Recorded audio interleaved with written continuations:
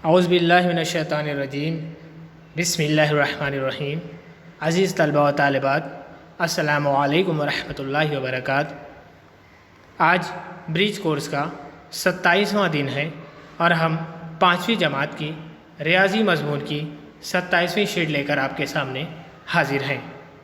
जुज़ का नाम इहाता और रकबा, यानी इहाता और रकबा, इस सबक से ये जुज़ लिया गया है। ज़ेली जुज़ है रकबा, यानी रकबे के ऊपर ज़ोर दिया गया है, रकबे की मिसालें दी गई हैं। कुछ याद करें, देखते हैं। दी हुई शक्ल की सतह की पैमाइश करने के लिए कहा जाए। ये शक्ल देखिए बनी हुई है, ड्राइंग बनी हुई है और उसे बराबर चौकोर हिस्सों में बांटा गया है।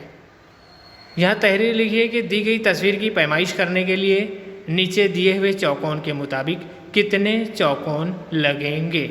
देखिए चौकोन यहाँ पर गिनिए, जो चॉकलेटी कलर की तस्वीर है इसमें चौकोन कितने हैं उसको गिनना है।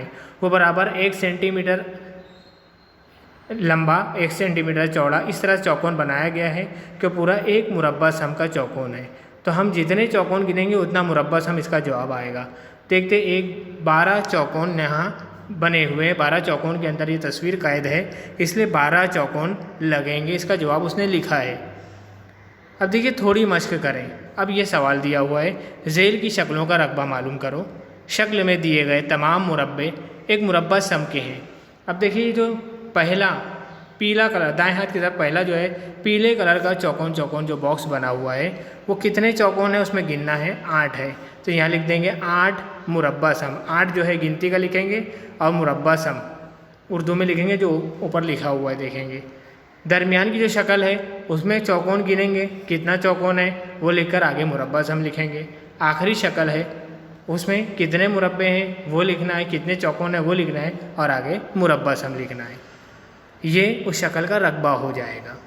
इसी तरह से आप मुख्तलिफ़ शक्लें खुद से बनाइए और उसका रकबा आपको खुद पता चल जाएगा कि कितने चौकोन आते हैं उतने मुरब्बा सम उसका रकबा है। देखिए एक शक्ल दी गई है, आओ हल करें में। ज़ेल की शक्ल का रकबा मालूम कीजिए।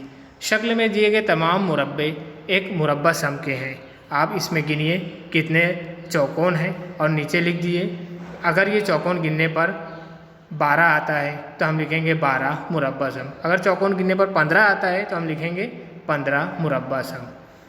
देखिए अब यहाँ पर लिखा है ये मेरी समझ में आ गया, यानी आपकी समझ में आ गया होगा। खानापुरी से मज़ीद मदद लूँगा। अब मैं खानापुरी से मज़ीद मदद लूँगा, यानी ऊपर जो खानापुरी दी गई है उससे हल करूँगा। उसके अलावा दीगर और शक्लें आप खुद से बनाइए, चौकोन बराबर बराबर बनाइए और नीचे बॉक्स में उसके मुरब्बा सम लिख सकते हैं।